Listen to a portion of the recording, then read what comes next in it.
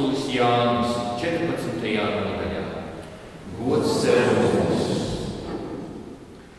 Ja jūs mani mīlat, turiet manus baušļus, un es lūgšu Tēvu, un viņš jums dos citu aizstāvi, lai tas būtu pie jums mūžīgi. Patiesības garu, ko pasaule nevar saņemt, jo tā to nec redz, nec pazīst.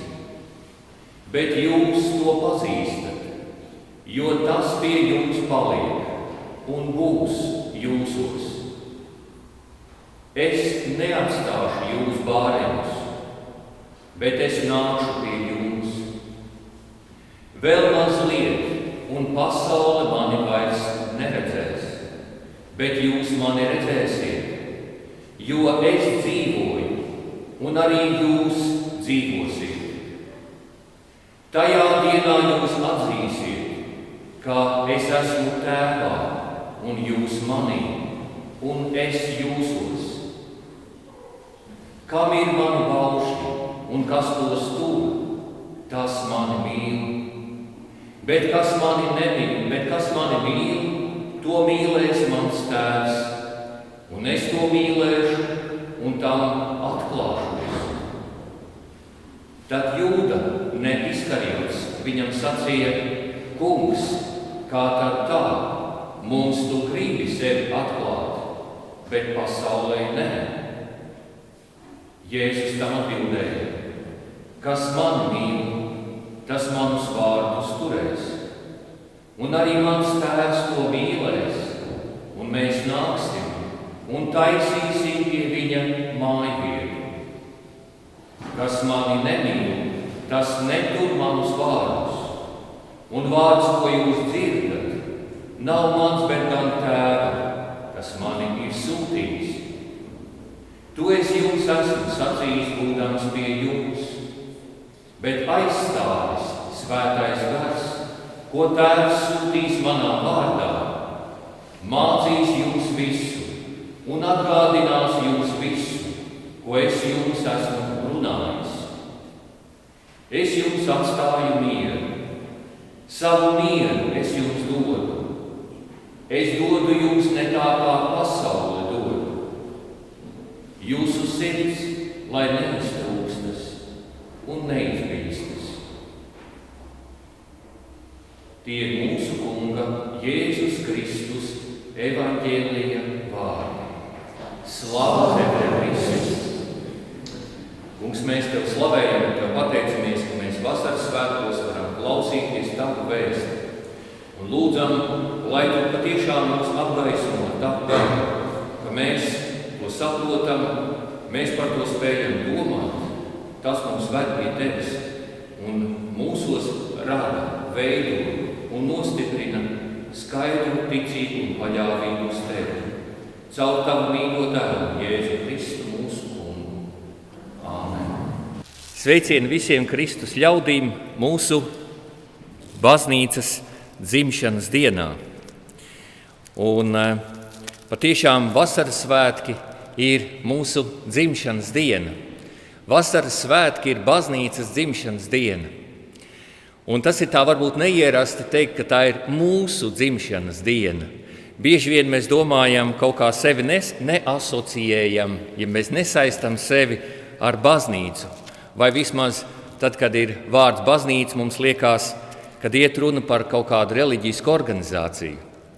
Bet gribās jau tā teikt tā drosmīgi, ka baznīca nav gluži reliģiska organizācija, jo baznīca ir dzīva, un Svētie raksti Bībele par baznīcu runā kā par kopību, nevis kā par organizāciju, bet kā par kopību, par dzīvu, garīgu kopību, Dievs ar cilvēkiem, Dievs cilvēkos un cilvēki Dievā. Un tāpēc arī Jēzus saka, ka tur ir tieši šī, varētu teikt, šī tā simbioze vai savstarpējā atkarība, savstarpēja iesaistītība, tāda, varētu teikt, tiešām dzīva, garīga kopība. Un tāpēc gribās teikt, mēs neesam gluži kā, varētu teikt, reliģiska organizācija. Jā, tā ir. Mūsu draudzes priekšniece Laila parakstās draudzes vārdā, kad ir jāraksta kaut kādi iesniegumi un jākārto lietas, bet tas ir tikai tā, lai to visu varētu kārtot. Tas tikai norāda uz kaut ko. Bet arī pat, ja tā mēs lūkojamies, mēs arī ar to, ka esam reliģiska organizācija, atšķiramies no visām citādākām juridiskām organizācijām. Mums ir dažādi savādāk vispār veids, kā mēs darbojamies, pat arī tīri juridiski. Bet svarīgi ir tas, ka mēs šodien vasaras svētkos svinam baznīcas dzimšanas dienu. Baznīca ir dzimusi no Kristus. Baznīca ir, varētu teikt, Kristus klātesamības turpinājums, Kristumu uzkāpjot debesīs. Un jāsaka, Kristus ir klāts šajā pasaulē caur ikvienu no mums. Mēs esam Kristus vēstniecība. Mēs esam tie, kas viņa vārdā šeit, šajā pasaulē, kurā ir tik daudz arī ļaunumu, kurā darbojas arī destruktīvais spēks. Bet šajā pasaulē mēs esam aicināti būt par tiem, kas pārstāv Kristu, kas darbojas viņa nodomā, kas darbojas tā, kā Kristus to ir gribējis, kas arī norāda uz viņu, kas aicina uz viņu, kas ir tādi, kuri pieved pie Kristus. Bet bieži vien sanāk tā, ka citreiz jāsaka paldies Dievam, ka mēs neesam citiem traucējuši nākt pie Kristus.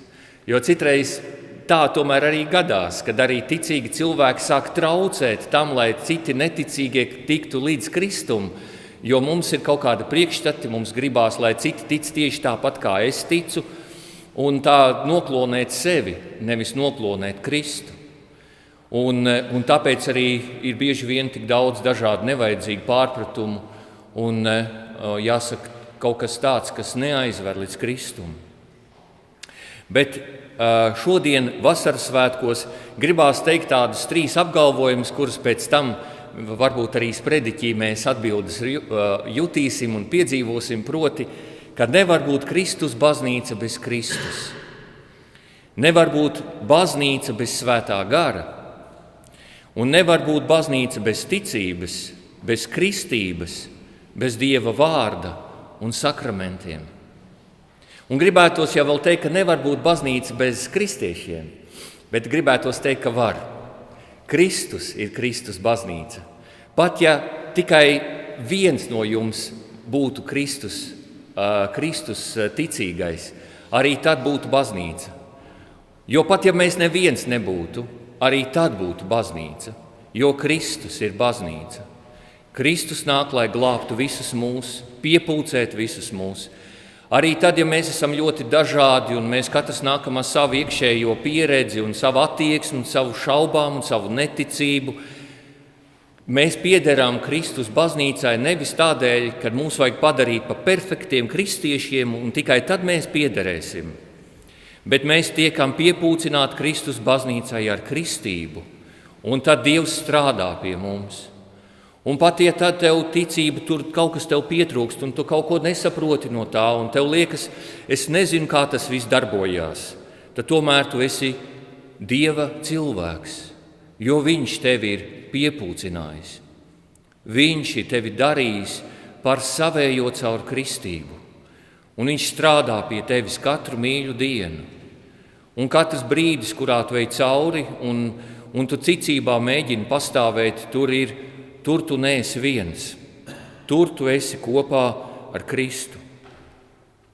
Šodien vasaras svētkos, kas ir viena no svarīgākajiem svētkiem baznīcas gadā, jāsaka pat 3. svarīgākie svētki, 1. lieldienas, tad ir Ziemassvētki un tad ir vasaras svētki.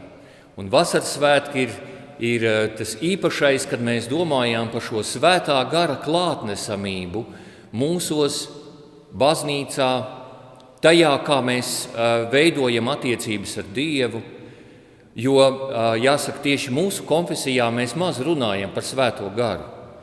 Mēs parasti runājam par visu kaut ko citu, mēs daudz runājam par tādu augstu teoloģiju, luterāņi ir raksturīgi ar tādu, jāsaka, diezgan teoloģizētu domāšanu, bet svētais gars, liekas, to tā grūti racionalizēt, grūti izskaidrot, jo tas ir pilnīgi no Dieva. Ir kaut kas ir pilnīgi no... Mēs nevaram kontrolēt svēto garu. Mēs nevaram piespiest viņu darboties pie mums. Viņš ir brīvs, viņš dara, kā viņš to vēlas. Un pat Jēzus sarunā ar Nikodēmu Jāņa evaņģēlija 3. nodaļā arī runā par to, kad ticīgi ļaudis viņš salīdzina to ar vēju. Vējš pūš, kur gribēdams, un tu nezini, tu neredzi, tu tikai redzi, ka tur koki kustās, un tu redzi, kad svecēm kustās liesma un vēl kaut ko, bet tu vēju neredzi. Tu redzi vēja darbību. Līdzīgi arī ar svēto garu. Tu viņu neredzi, bet tu redzi, kā viņš darbojas caur cilvēkiem. Tu vari konstatēt arī pie sevis. Ja tu esi reiz piedzīvojis svētā gara darbību, tad tu sāc just tos brīžus, kad gars tevi uzrunā. Vai nu bībeli lasot, vai klausoties tagad sprediķī, vai radio, kad tur runā rīta, vai kristīgā radio, vai Marijas radio, kad jūs klausieties, ka jūs jūtat, ka tas jūs uzrunā, ka tas jūs iedvesmo. Kā es arī teicu, bikts uzrunā, tad svētam garam ir daudz tādu, viņam varētu teikt, ir tāda programmātiska darbība. Viņš cilvēku sagatavo uz to, lai viņš ietu pie Dieva. Viņš cilvēku vada attiecībās ar Dievu. Viņš cilvēkam palīdz iedegties par Dievu. Bet ir interesanti, ka šajā rakstu vietā, ko mēs šodien noklausījāmies, tieši runa par mīlestību, kā par tādu saikni starp cilvēku un trīsvienīgo Dievu. Un mēdz arī teoloģijā sacīt, kad arī Svētā trīsvienība, viņa ir vienota tieši mīlestībā. Mīlestība ir tā, kas ir, kā apostūlis Pāvils vēstulē, man liekas, Efeziešiem raksta, ka tā ir pilnības saite, vai arī jaunajā tulkojumā, kas visu sasien kopā pilnībā. Un te ir tā apjēgsme tajā, kad mīlestība ir tā, kas mūs vieno ar Dievu, un mīlestība ir tā, kas Dieva arī trīs personas dara par vienu – mīlestība. Un tas ir kaut kas tāds īpašs, ko Jēzus šeit izceļ, jo arī mūsdienu cilvēkam ir grūti tā saprast, kas ar to ir domāts, kā mīlestība. Jo mēs esam piedzīvojuši mīlestību, es mīlu savu sievu, es mīlu savus bērnus, es mīlu savu zemi, es mīlu savu darbu. Es mīlu kaut kādu ēdienu vai kaut ko vēl, un tad mēs kaut kā to mīlestību esam padarījuši, kā varētu teikt, sadzīvisku. Bet ir vēl arī mīlestība, kas ir arī kaut kas vēl smalkāks, vēl kaut kas vēl vairāk, kaut kas tāds. Mīlestība, kas ir tas svarīgākais, kas vispār tevī ir iekšā.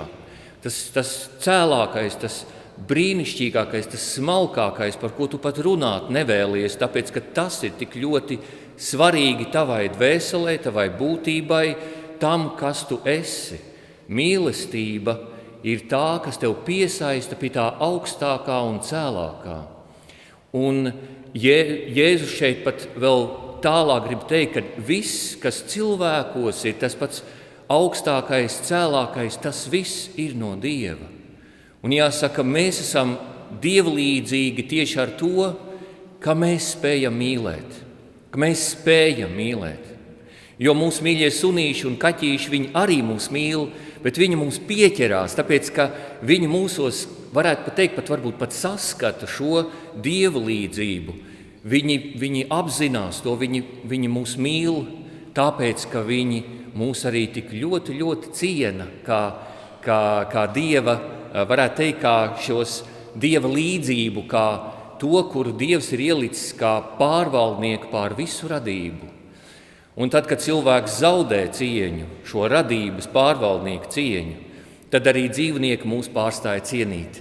Viņi jau tad grib mūs apēst. Un tas ir pilnīgi savādāk. Lūk, un šodien ir tas jautājums, kad Jēzus daudz runā par mīlestību. Viņš saka, ja jūs mani mīlat, kas mani mīl, to mīlēs mans tēvs, un es to mīlēšu un tam atklāšos. Un kas mani mīl, tas manu vārdu turēs, un arī mans tēvs to mīlēs, un mēs nāksim un taisīsim pie viņa mājas vietu. Mīlēt Kristu, mīlēt Dievu, tas liekas kaut kas tāds īpašs. Mēs varbūt liekas, mēs nekad neesam par to tā tvēruši tādā veidā. Un kad Jēzus saka, kas tur manus baušļus, tas mani mīl. Un tie jautājums, par kuriem baušļiem viņš runā? Viņš runā nevis par tiem 10 baušļiem, ko tagad mēs iesvētāmiem runājām, bet viņš runā par tiem baušļiem, ko Kristus dod. Viņš saka, mīli Dievu no visas savas sirds, ar visu savu dvēseli, ar visu savu prātu, ar visu savu gribu un mīli savu tuvāko kā sevi pašu. Viņš saka, kas manus baušļus turēs, to es mīlēšu. Un te ir kaut kas tāds, kad tā dievlīdzība tātad caur šo mīlestību, un jāsaka, kad garīgajā dzīvē, tas tā līdzīgi tā kā jūs droši vien daudz spēlējat datorspēles, vai ne? Jūs izspēlējat vienu līmeni, jūs tur tiekat tam cauri, un tad ir nākamais līmenis. Un tā tas pat ir garīgajā dzīvē. Kad sākas ar to, kad jūs vienkārši baidieties no Dieva, tāpēc, ka Dievs ir liels, viņš tevi zina, viņš tevi pazīst, līdzīgi kā varbūt kādreiz, kas ir piedzīvojuši tādu skarbu svētdienas skolu, varbūt kaut ko tādu, kad saka, nedrīkst zakt kaimiņu dārzā ābolus, tāpēc, ka Dievs visu redz. Un tad tāda sajūta ir, ka Dievs ir tas bargais, kas tagad mums tikai vēlas tikai sodīt, bet tas ir tikai sākums, ka mēs gribam paklausīt Dievam, pildīt viņa baušļus, tāpēc, ka mēs baidāmies. Mēs baidāmies no soda, no elles, no pazušanas, no Dieva. Bet nākamais ir, ka mēs sākam apzināties, ka Dievs ir ne tikai briesmīgs, ka viņš ir radījis pasauli skaistu, ka tas, kas pasaulē ir, tas ir tik skaisti, tik brīnišķīgi, nevar būt, ka tik tāds skaistuma radītājs var būt tik briesmīgs, ka var būt tā, kad jāsaka pat ļauni. Bet tad tu sāc arī Dievu mīlēt. Un tas ir pilnīgi jauns līmenis. Tu tiec cauri tam pirmajam un tu ieej otrajā, ka tu sāc Dievu cienīt, ka tu viņam paklausi tāpēc, ka tu redzi, ka cik viņš ir labs, ka tu gribi to darīt, ka tu gribi iepazīt viņu vairāk. Un tad vēl ir nākamais, ka tu sāc viņu mīlēt. Un kāpēc mēs Dievu mācāmies mīlēt? Tāpēc, ka viņš ir mani mīlējis tad, kad es negribēju par viņu neko zināt.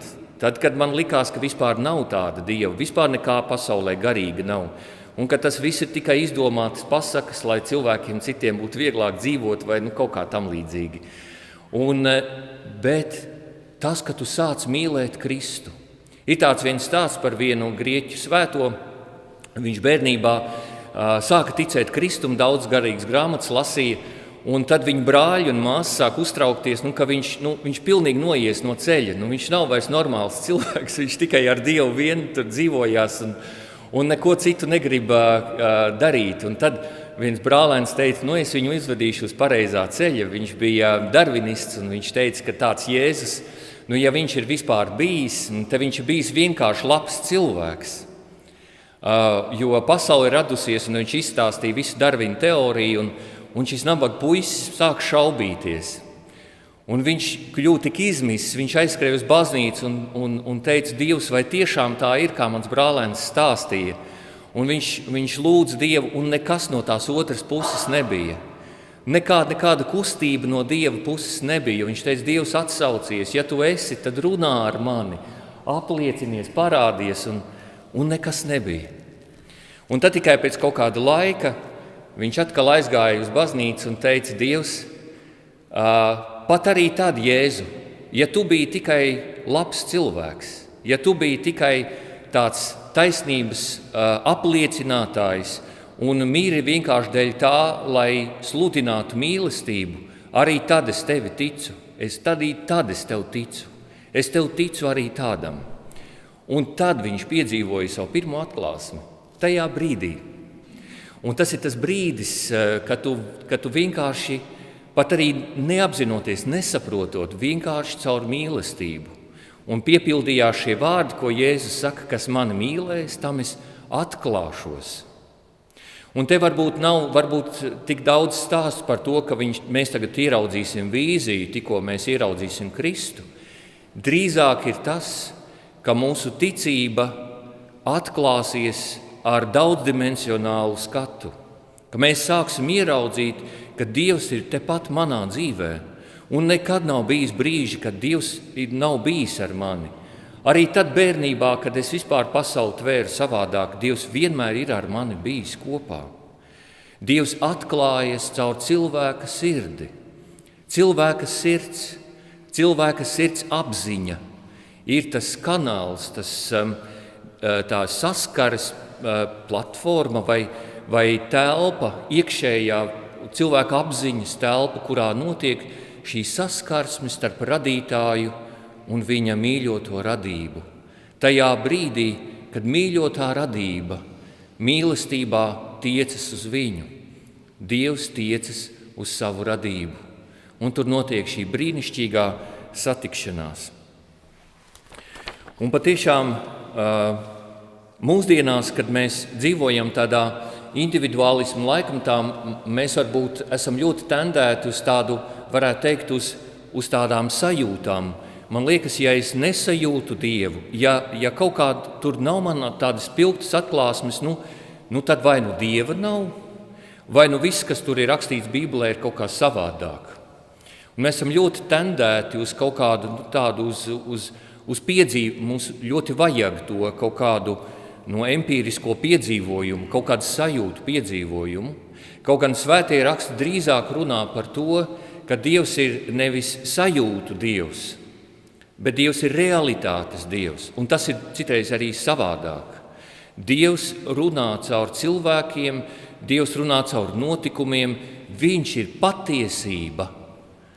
Kad Jēzus saka, es esmu ceļš, patiesība un dzīvība, un īpaši Jāņa, evaņģēlista Jāņa tekstos, kas ir Jāņa evaņģēlijs un 3 viņa vēstules, viņš daudz runā par Dievu, par pašu Kristu, kā par patiesību. Aleteja. Viņš saka, tā ir patiesība, Kristus ir patiesība. Un kad Dievs saka, es esmu, kas es esmu esamība, es esmu irība, es esmu mūžīgā tagadne.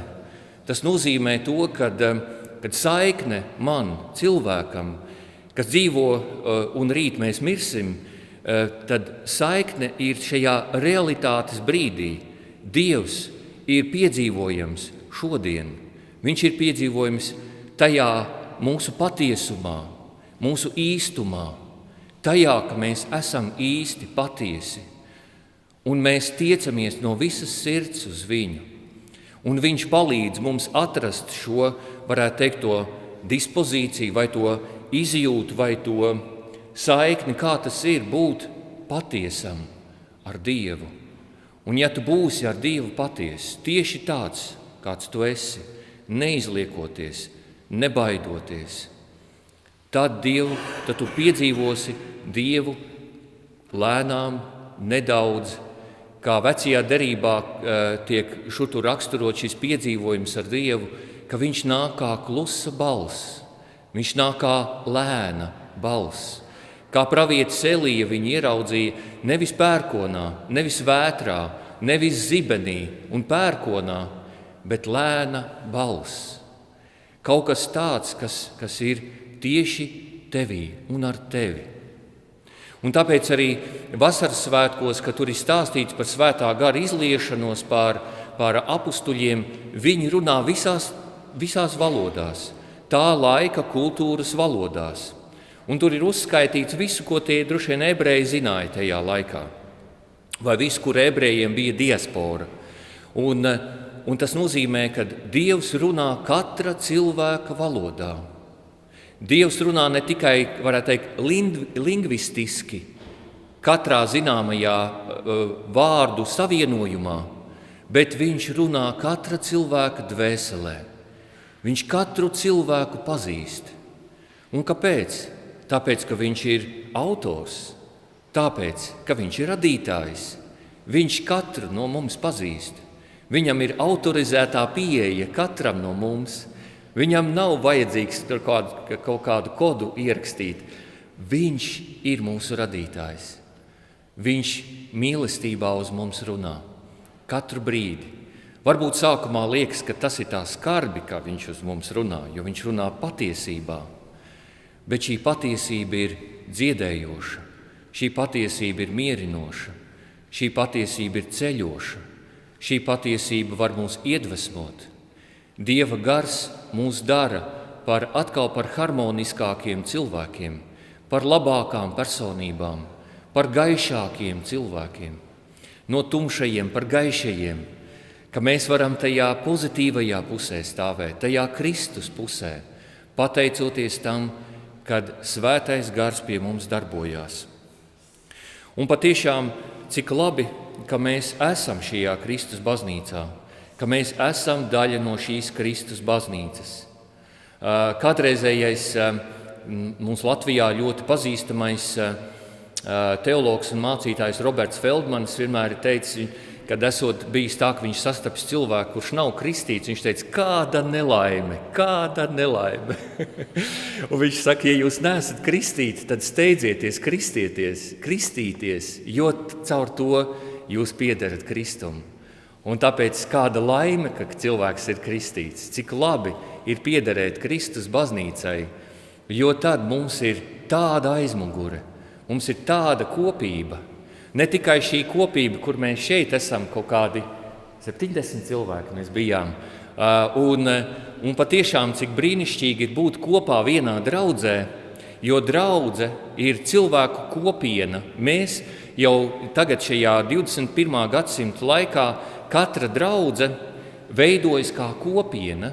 Ja kādreiz draudze bija kāda lokāla vienība, proti visi ikšķilieši ir ikšķilas draudzē, tad tagad draudze ir tie, kas tic Kristum, tie, kas vēlas dzīvot garīgu dzīvi, tie, kas ir ieinteresēti ticībā, kas ir ieinteresēti šajā ticības formā, kas veido kaut kādu kopīgu ētosu, dzīvesveidu, uzskatu sistēmu, vērtības.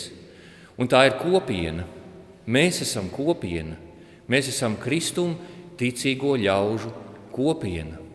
Kopiena, kas iet vienu ceļu, kas līdzdala šo garīgo ceļu. Un tas ir kaut kas brīnišķīgs, kaut kas ļoti jauks un skaists ar jums, mīļie, iet šo ticības ceļu, sekot Kristum kopā, iet garīgo dzīvi kopā, dalīties tajā, piedzīvot Kristu katru dienu aizvien vairāk un aizvien tuvāk. Lai Dievs dāvā mums, lai vada mūs, lai svētī mūs, lai piepilda mūs un dara mūs aizvien vairāk par Dieva ļaudīm. Āmen.